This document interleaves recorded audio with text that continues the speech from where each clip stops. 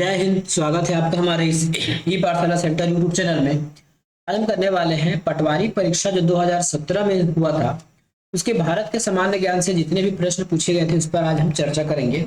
इसके बाद हिंदी और जो छत्तीसगढ़ का पार्ट है उसको करेंगे, फिर बाद में जो इंग्लिश वाला, इंग्लिश तो हो गया है, मैथ्स का पार्ट करेंगे। चलिए शुरू करते हैं आज का सेशन और बताइएगा कि आपको ये सेशन कैसा लग रहा है। जो क्वेश्चन पेपर हम आपको सॉल्व करके दिखा रहे हैं लाइव, ठीक है, और मैथ्स तो आपको 1 से 2 लाइन में बना के दिखा रहे हैं, वो कैसा लग रहा है आप जरूर बताइएगा।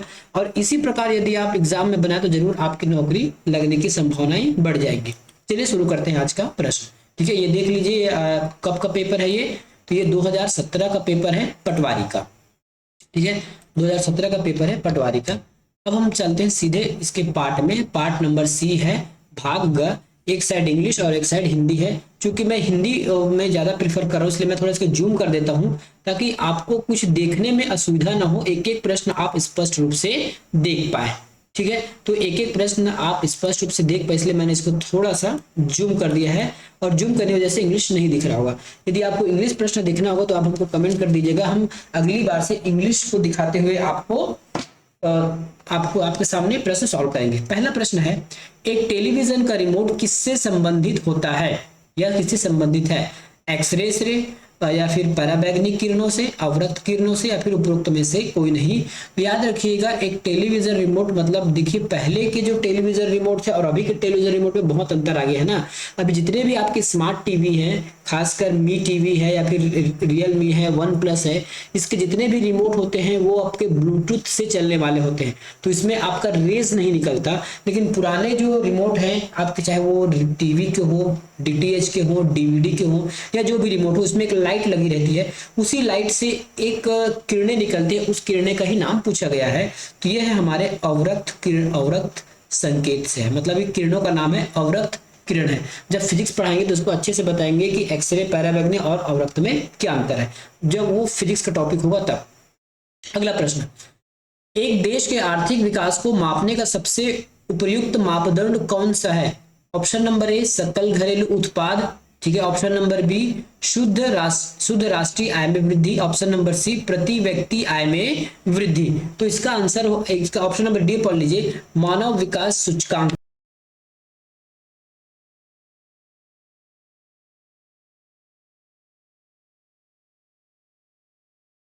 कि जितनी भी लाइफस्टाइल है वो अच्छी रहे, उनको ज़्यादा सुख मिले, ज़्यादा उनको सुख सुविधाएं मिले, उनके लिए सभी चीज़ रहे, शिक्षा, स्वास्थ्य, है ना, और बिजली, ये सब उनको मिले, उसको हम कहते हैं मानव विकास सूचकांक।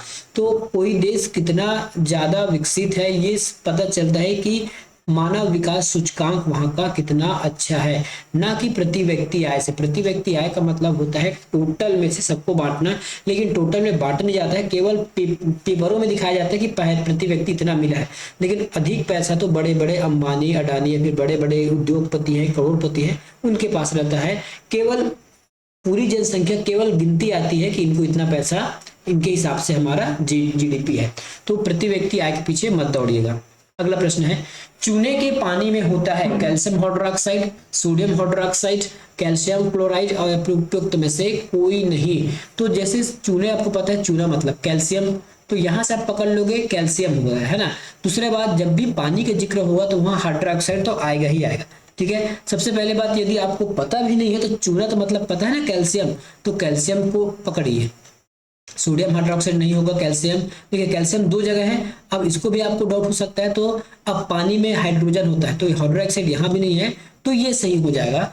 मतलब कहने का मतलब है यदि आपको कोई सूत्र याद भी नहीं है और थोड़ा बहुत धुंधला सा याद है कि चूना मतलब कैल्शियम से संबंधित है और पानी में जब भी पानी की बात होगा तो हाइड्रोजन तो आएगा ही आएगा, तो इसको आप ऐसे याद करना है। रही बात यदि आपको इसका सूत्र याद करना है तो सूत्र भी आप यहाँ लिख लीजिए। ठीक है, सूत्र भी आपको याद करना चाहते हैं तो इसका सूत्र भी आप इसमें लिख सकते हैं। सूत्र क्या होगा इसमें, CaOH2। और जब भी देखिए हाइड्रोक्साइड लिखेंगे ना तो O पहले आएगा, CaOH2। जब भी हाइड्रोक्साइड की बात आएगा तो O पहले आ जाता है। ठीक है, अगला प्रश्न, 2015-16 में भारत के औद्योगिक वृद्धि दर में बढ़ाने में किस क्षेत्र की वृद्धि दर सबसे अधिक रही? तो इसका आंसर हो जाएगा 89 का विनिर्माण, ये हमारे करंट का क्वेश्चन था उस समय का, लेकिन अभी भी ये क्वेश्चन आ सकता है, बस बशर्ते ये ईयर चेंज हो जाएगा, अभी का हो सकता है या फिर इसके एक साल पहले का हो सकता है।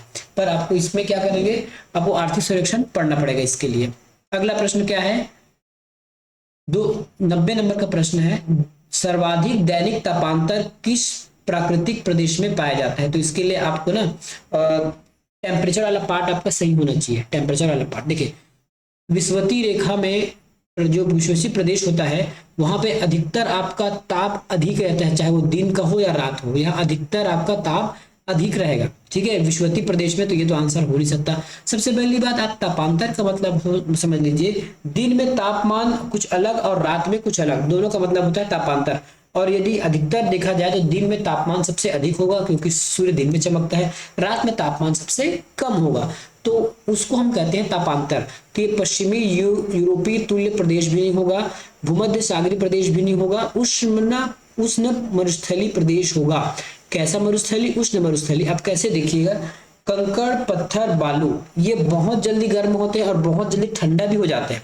ठीक है, और यहाँ लिखा है भूमध्य सागरी, तो सागर में पानी रहता है, पानी ना तो जल्दी ठंडा होता है और ना ही जल्दी गर्म होता है, तो ये दैनिक तापांतर के में नहीं आते हैं। अगला प्रश्न, मनुष्य की आंख में कौन सी मनुष्य की आंख में किसी वस्तु की तस्वीर कहां पर बनती है, कॉर्निया, आइरस, पिपल या फिर रेटिना। तो इसका आंसर है रेटिना। मनुष्य की जो आंखों में जो तस्वीर बनती है वो रेटिना पर बनती है और वो उल्टा बनता है, बाद में इसको जब फिक्स पढ़ाएंगे तब बता देंगे।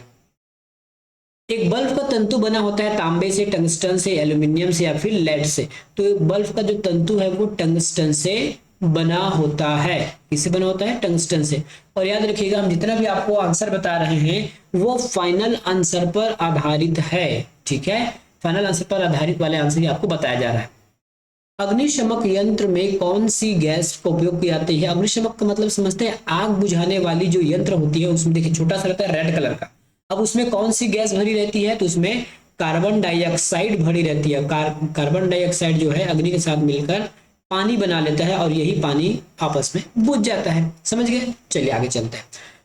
कार्बन डाइऑक्साइड भरे होने के कारण से अब ये कैसे होता है, देखिए अब इसके लिए थोड़ा सा आप ज्यादा डीप में जाए तो एक मोमबत्ती जलाइए, ये सब मोमबत्ती जलाइए, ये मोमबत्ती जल रही है। अब इसको कांच से ढक दीजिए, कांच से ढकेंगे तो यहाँ से कार्बन डाइऑक्साइड निकलते जाएगा निकलते जाएगा निकलते जाएगा। एक समय ऐसा आ जाएगा कि कार्बन डाइऑक्साइड ज्यादा हो जाएगा और ये वापस इसी यहीं से है ना पानी बनाकर इसको बुझा देगा।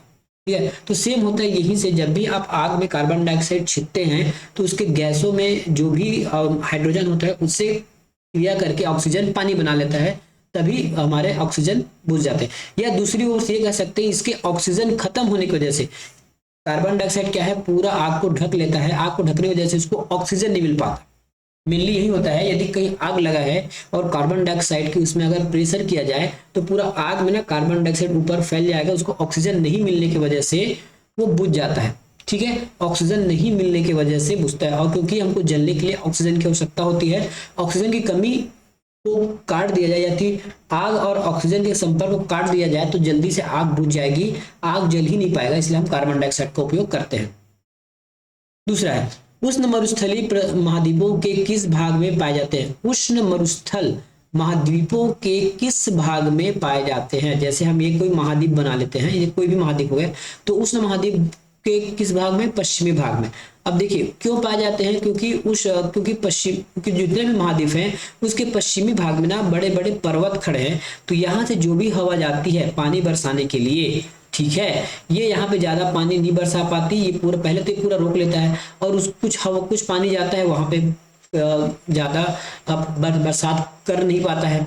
ठीक है, तो ये क्या हो जाता है यहाँ पे, मरुस्थल। दूसरी बात, जो महाद्वीपों के जो पश्चिमी भाग में ना ठंडी जलधाराएं बहती है, ठंडी जलधाराएं बहने की वजह से हवा में जो वायु में है वो जो पानी के जो बूंदे हैं वो कम रहती, मतलब उसमें जलवाष्प कम रहता है हवा में, इस वजह से वहाँ पानी कम रहता है और पानी कम होने की वजह से मरुस्थल बन जाता है। दूसरी बात, कुछ मरुस्थल देखिए, ऑस्ट्रेलिया ऐसा बड़ा है ठीक है। तो यहाँ से एक हवा निकलती है, यहाँ से एक हवा चलता है जो पानी अपने साथ लेके चलता है, लेकिन जैसे जैसे जैसे दूर जाता जाता है ना, ये हवा में उसकी जो जल की बूंदे या फिर जल वाष्प की कमी हो जाने से ऑस्ट्रेलिया के इस साइड में जितने भी मरुस्थल हैं वो पूरा शुष्क मरुस्थल है, क्योंकि पानियां है ही नहीं। तो यही कारण है कि पश्चिमी क्षेत्र में लगभग लगभग महाद्वीपों के पश्चिमी क्षेत्र में उष्ण मरुस्थल देखने को मिलती है। अगला प्रश्न, निम्नलिखित में से किस गवर्नर जनरल ने सहायक संधि का नीति का प्रादुर्भाव किया? यहाँ पे नाम लिखा है लॉर्ड करके, लेकिन मैं किसी भी अंग्रेज को लॉर्ड नहीं बोलता, क्योंकि वो अपने आप को वो लोग क्या बोलते हैं, भगवान समझ आते हैं या फिर अपना श्रेष्ठ बताने का काम करते हैं। तो मैं लॉर्ड नहीं बोलूंगा, केवल इसका नाम बोलूंगा, ठीक है। तो उस जनरल गवर्नर का नाम क्या होगा? हेस्टिंगस, कॉर्नवालिस, वेलेजेली या फिर डलहौजी। तो कौन था ये? वेलेजेली था। सहायक संधि कौन लाया था? वेलेजेली लाया था।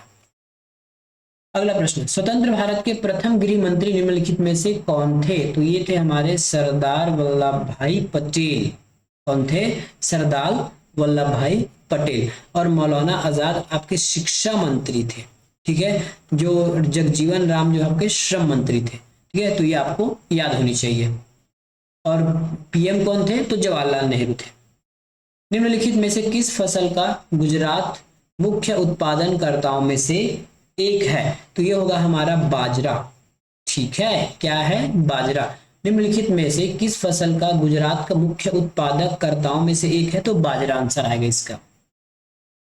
अगला प्रश्न है, पंजाब का एक महत्वपूर्ण नकदी फसल। अब सबसे पहले इस नकदी फसल का नाम क्या जान लीजिए। नकदी फसल का मतलब होता है कैश क्रॉप। कैश क्रॉप मतलब जिसको आप बेचते हैं। देखिए, दो प्रकार की फसल होती है, धान्य फसल जिसको हम खाद्यान्न फसल जिसको खाने के लिए उपयोग करते हैं, और कुछ ऐसे फसल है जो केवल कंपनियों के लिए उपयोग में आता है, उसको हम नकदी फसल के नाम से जाने जाते हैं, ठीक है। तो इसमें नकदी फसल कौन सा होगा? बाजरा हमारा नकदी फसल नहीं होगा। जूट और कपास दोनों में से एक हमारा नकदी फसल होगा। तो इसका आंसर क्या है? इसका आंसर है कपास, ठीक है। वहां कपास अधिक होता है और ये नकदी फसल है, इसको फैक्ट्री में बेचकर किसानों को पैसा मिलता है, इसको कोई खाद्यान्न के रूप में उपयोग नहीं किया जाता। अगला ऑप्शन है, अगला प्रश्न है, डिप्थीरिया निम्नलिखित जीवाणुओं के कारण होता है। जो डिप्थीरिया है किस जीवाणु के कारण होती है? फंगस, वायरस, बैक्टीरिया या फिर वॉर्म कृमि। तो ये होता है वायरस के कारण। डिप्थीरिया एक बीमारी है ना, इस बीमारी का कारण कौन सा है? वायरस। इसका नाम ही आंसर ही, सॉरी वायरस बोलता हूँ, गलत बात। वायरस तो यहाँ तो जीवाणु बोला तो यहाँ बैक्टीरिया आ जाएगा, ठीक है। मैं ही थोड़ा गलत बता दिया था। यदि साफ साफ बोला गया है जीवाणु तो जीवाणु, तो फिर वायरस तो आ ही नहीं सकता, ठीक है। यदि जीवाणु बोले तो वायरस तो आ ही नहीं सकता। अगला प्रश्न देखते हैं, इसका आंसर हो जाएगा बैक्टीरिया ना। अब अगला प्रश्न है, 500 और 1000 के नोट बंद करने के कौन से उद्देश्य नहीं है? काला धन को समाप्त करना इसका उद्देश्य है, भ्रष्टाचार को समाप्त करना ये भी उद्देश्य है, आर्थिक वृद्धि दर को बढ़ाने के लिए, तो आर्थिक वृद्धि दर को बढ़ाने के लिए हमको मोनेटाइज करने की आवश्यकता नहीं पड़ती। तो यही हमारा आंसर हो जाएगा। अगला प्रश्न, भारत में कृषि के संबंध क्षेत्रों में किसे शामिल नहीं किया जा सकता? देखिए, अब ध्यान से पढ़िएगा, बहुत गलत होने की संभावना है इस प्रश्न में आपसे।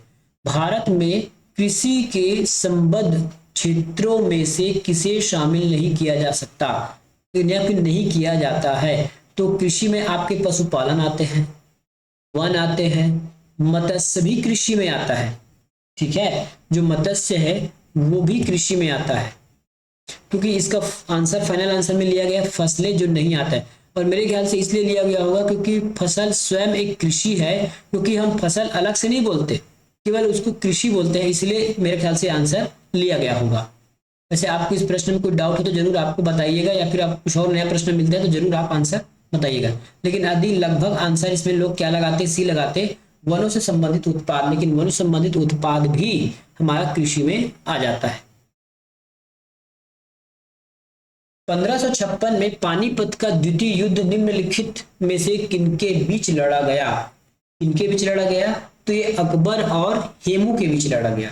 किसके बीच लड़ा गया था? अकबर और हेमू के बीच लड़ा गया था। किसके बीच लड़ा गया था? ये अकबर और हेमू के बीच लड़ा गया था। Answer number B. अगला प्रश्न है, 1929 में, छोटा छोटे कर क्या, थोड़ा ऊपर जा रहा है, ठीक है, ये बड़ा ही हो गया, नहीं थोड़ा और बड़ा किया जाए। ये ऑप्शन हम देख लेंगे नीचे में, ठीक है। तो 1929 में निम्नलिखित में से किस अधिवेशन में भारतीय राष्ट्रीय कांग्रेस ने पूर्ण स्वराज का प्रस्ताव किया था? तो कौन सा अधिवेशन था वो? तो वो था लाहौर अधिवेशन। लाहौर अधिवेशन हुआ था 1929 में। उसमें कांग्रेस वासियों ने कहा कि हम पूर्ण स्वराज लेकर रहेंगे, उसके लिए प्रस्ताव पारित किया गया और उसी को उद्देश्य रखते हुए आगे की लड़ाइयां लड़ी गई। कई बार इसका डेट पूछा जाएगा, तो इसका डेट आप याद रख लीजिएगा, 26 जनवरी, ठीक है, 26 जनवरी 1929।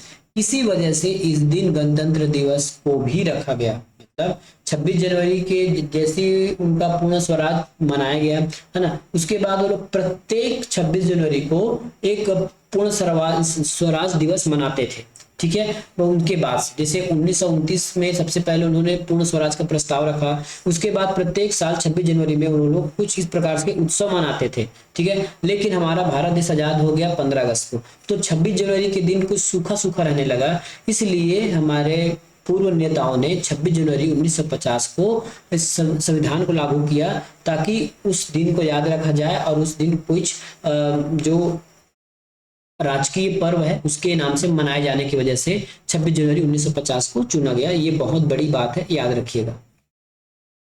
अगला प्रश्न, चक्रवात के केंद्र में कौन सा वायु दाब पाया जाता है? तो चक्रवात कैसा होता है? ये चक्रवात इस प्रकार से होता है, ठीक है। चक्रवात ऐसा बाहर होता है, ऐसा बाहर बाहर घूमता रहता है इस प्रकार से। तो चक्रवात का केंद्र ये है, तो केंद्र में एकदम लो प्रेशर रहता है, बाहर हाई प्रेशर रहता है। तो केंद्र में कितना प्रेशर रहेगा? निम्न प्रेशर, लो प्रेशर। अगला प्रश्न, संसद की सदस्यता के संबंध में लाभ का पद शब्दावली में क्या सम्मिलित नहीं है? लाभ के पद में क्या सम्मिलित नहीं किया गया है? क्या शासन को नियुक्ति का अधिकार है? तो ये लाभ का पद में है। क्या पदधारक को हटाने का अधिकार शासन को है? तो ये भी लाभ का पद है। क्या पदधारक को शासन वेतन देती है? तो ये भी लाभ का पद है। मतलब यदि किसी को शासन द्वारा पैसा दिया जा रहा है, ठीक है, यदि शासन के द्वारा किसी को पैसा दिया जा रहा है तो वो लाभ का पद माना जाएगा। यदि कोई नौकरी कर रहे हो, छोटा चपरासी भी हो, शासन के खाते से आपको पैसा मिल रहा है, तो क्या है वो लाभ का पद माना जाएगा, ठीक है। क्या पद धारक को हटाने का अधिकार शासन को है? तो वो भी माना जाएगा, क्योंकि शासन आपसे काम ले रही है तो हटा भी सकती है, तो वो लाभ का पद में काम कर रही है। क्या शासन को नियुक्ति का अधिकार है? बिल्कुल नियुक्ति का अधिकार है। अब कुछ लोगों को सवाल हो सकता है कि मंत्रियों को भी तो वेतन मिलता है, तो उसको वेतन नहीं बोलते हैं, उसको एक मानदेय या फिर भत्ता के नाम से जाना जाता है। वेतन भले ही बोल देते हैं पर वो वेतन नहीं है, ठीक है। दूसरी बात, शासन उसको हटा नहीं सकती, उसके लिए कुछ अलग उपाय रहते हैं। अगला प्रश्न है, एक कुछ अजीब प्रकार का प्रश्न है, ध्यान से पढ़िएगा। एक नागरिक जिसे भारतीय सर्वोच्च न्यायालय ने चुनाव लड़ने से अयोग्य घोषित किया था, तथापि जिसे राज्य के राज्यपाल ने मुख्यमंत्री के पद पर नियुक्ति दिया था, उस मुख्यमंत्री, राज्यपाल और राज्य का नाम बताना है आपको। इसका ऑप्शन के हिसाब से हमारा सही उत्तर है जयललिता। वो थी जिसको सर्वोच्च न्यायालय ने अयोग्य घोषित किया था चुनाव लड़ने के लिए, और उस समय की राज्यपाल थी फतिमा अली, ठीक है, और राज्य था तमिलनाडु। तो ऑप्शन नंबर सी इसका सही उत्तर होगा। अगला प्रश्न, लू किस प्रकार की पवन का उदाहरण है? तो लू क्या है? लू, हाँ, अभी गर्मी में चलता है ना लू हमारे भारत देश में, उत्तर भारत में खासकर, तो ये होता है हमारा लू। तो ये स्थानीय पवन है, ये प्रत्येक साल प्रत्येक स्थान पर या फिर मतलब एक निश्चित स्थान पर चलने वाली हवा है। स्थानीय हवा का मतलब होता है कि प्रत्येक साल एक निश्चित समय पर चलने वाली हवा को हम कुछ नाम देते हैं और उसका नाम है लू। तो ये स्थानीय हवा आएगी, स्थानीय हवा आएगी, स्थायी नहीं है, ये कुछ समय के लिए आती है, तो ये हो जाएगा स्थानीय पवन। अगला प्रश्न, विनियोग विधेयक के विषय में सही क्या है, ये आपको बताना है, ठीक है। विनियोग विधेयक के विषय में सही क्या है ये बताना है। तो सही क्या हो जाएगा? यह वित्त मंत्री द्वारा पेशित किया जाता है, तो ये बिल्कुल सही है, ठीक है। यह लोकसभा में पेश किया जाता है, तो ये भी बिल्कुल सही है। लोकसभा इसमें संशोधन कर सकती है, तो मैं भी कर सकती है, ठीक है, पर हम आपको ऑप्शन हमारा नहीं दिया है। राष्ट्रपति द्वारा पूर्व हस्ताक्षर होता है, तो ये भी बिल्कुल सही ही गलत है, ठीक है। यह शासन के खर्च को किसी वैधानिक शर्त देता है, प्रतिपक्ष इसमें कटौती प्रस्ताव कर सकती है। यह शासन को खर्च करने की वैधानिक शक्ति देता है, तो ये भी बिल्कुल सही है, ठीक है, प्रतिपक्ष इसका कटौती प्रस्ताव पेश कर सकता है, तो ये नहीं कर सकता। ठीक है, इसके हिसाब से हमारा आंसर हो जाएगा डी, 1, 3 और 5। 1, 3 और 5 क्या है? यह वित्त मंत्री द्वारा, ठीक है, यह वित्त मंत्री, 1, 2 और 5 होगा जी, सॉरी 1, 2, 5, ठीक है।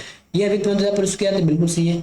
लोकसभा में पेश किया जाता है, ये भी बिल्कुल सही है। और 5वां, यह शासन की खर्च करने का वैधानिक शक्ति देता है, ये बिल्कुल सही बात है। ठीक है, अगला प्रश्न, निम्नलिखित में से किस वर्ष में महात्मा गांधी जी ने असहयोग आंदोलन स्थगित किया?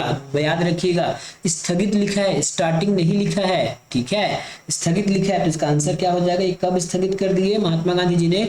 तो 1922 में स्थगित कर दिया गया। ठीक है, 1922 में स्थगित कर दिया गया। अगला प्रश्न है, राज्य लोक सेवा आयोग के सदस्यों को कौन पदच्युत कर सकता है? राज्य लोक सेवा के आयोग को, राज्य जो लोक सेवा आयोग है, ठीक है, उसके सदस्यों को कौन पद से हटा सकता है? तो इसका आंसर लिया गया है, ठीक है, राष्ट्रपति। राष्ट्रपति उसको हटा सकता है। और राज्य लोक सेवा आयोग के सदस्यों या फिर अध्यक्षों की जो नियुक्ति कौन करता है? तो वो राज्यपाल करता है। हटाने की शक्ति है राष्ट्रपति के पास। ठीक है, हटाने की शक्ति है राष्ट्रपति के पास। अगला प्रश्न है, निम्नलिखित में से कौन सा संविधान के अनुच्छेद 12 में परिभाषित राज्य शब्द में नहीं आता? तो आप जब भी अब संविधान पढ़ोगे, ठीक है, तो 12वां अनुच्छेद है जो आर्टिकल 12 है, ठीक है, ये लगभग हमारा कहाँ आता है? ये हमारा मूल संविधान, मूल अधिकार में आता है। तो मूल अधिकार में कहा गया है आर्टिकल 12 के तहत कि राज्य ऐसी कोई नियम नहीं बनाएगा जो मूल अधिकार को काटे या फिर मूल अधिकार को कम करे या फिर उसका विरोध हो। बस इतना कहा गया है और राज्य शब्द लिखा गया है। अब देखिए यहाँ पे आपके ऑप्शन से आंसर बनने वाले हैं। संसद, मैं फिर से बोल देता हूँ या फिर लिख देता हूँ, देखिए, राज्य मतलब वो लग किया है कि ऐसा कानून ना बनाए, ऐसा कानून ना बनाए जो मूल अधिकार, मैं लिख देता हूँ, जो मूल अधिकार के या फिर मूल अधिकार को कम करे या फिर अल्पीकरण करे, कम करे। मैं ऐसी भाषा में लिख देता हूँ। अब देखिए, याद रखिएगा, कानून शब्द याद रखिएगा। क्या संसद को कानून बनाने का अधिकार है? बिल्कुल अधिकार है। तो ये राज्य के डेफिनेशन में आएगा।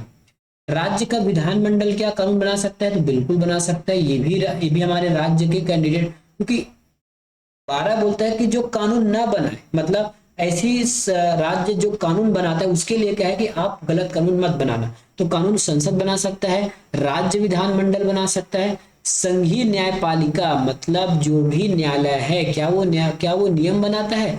तो न्यायालय कभी भी नियम नहीं बनाता, वो केवल नियमों को लागू करने, यदि ढंग से लागू नहीं होता तब उसकी देखरेख करता है या फिर दंड देता है।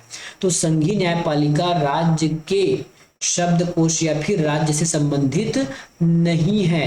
या उसी प्रकार राज्य न्यायपालिका जो आपका हाई कोर्ट है वो भी नियम कानून नहीं बनाता है। इनफैक्ट ये कहा जाए तो जितना भी न्यायपालिका है, चाहे वो जिला का हो, सत्र न्यायालय हो, हाई कोर्ट हो या फिर सुप्रीम कोर्ट हो, जो भी कोर्ट हो, वो नियम नहीं बनाता है। वो केवल बनाए हुए नियम को नियम से पालन कराने का काम रहता है उनका, और नहीं होता है तो दंड देता है।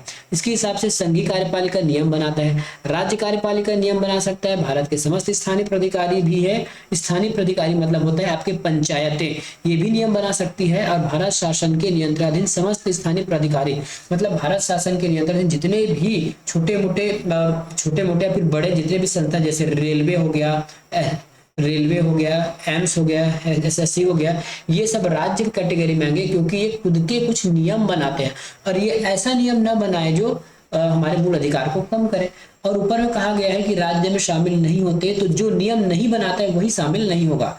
तो नियम कौन नहीं बनाता है? केवल न्यायपालिका 2 और 4। तो 2 और 4 कहीं पे है कि हमारे पास ऑप्शन में 2 और 4 कहीं पे है कि हमारे पास ऑप्शन में, देखिए तो कौन कौन सा ऑप्शन है हमारा?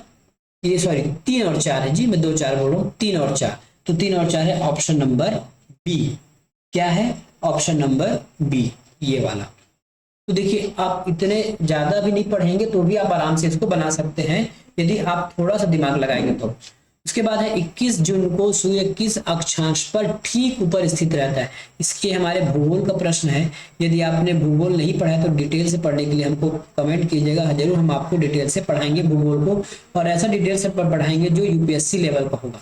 ठीक है, तो ये अपना सूर्य है, ऊपर कर्क रेखा। अभी बताइए कर्क रेखा का, अभी जो कर्क रेखा भारत के ऊपर से गुजरती है, मतलब भारत को बीचों बीच काटती है, कर्क रेखा है, हमको ज्यादा गर्मी लग रहा है, मतलब सूर्य हमारे ऊपर बैठा है, इसका मतलब 21 जून अभी आने ही वाला है, 21 जून, तो कर्क रेखा पर 21 जून को सूर्य रहेगा। उसी प्रकार मकर रेखा पर, ठीक है, ये कौन सा महीना रहता है, तो ये आपके लगभग दिसंबर का महीना होगा, 22 दिसंबर ऐसा कुछ रहता है, ये दिसंबर का महीना होगा, ये है ना। तो दिसंबर के महीने में सूर्य मकर रेखा पर चला जाएगा।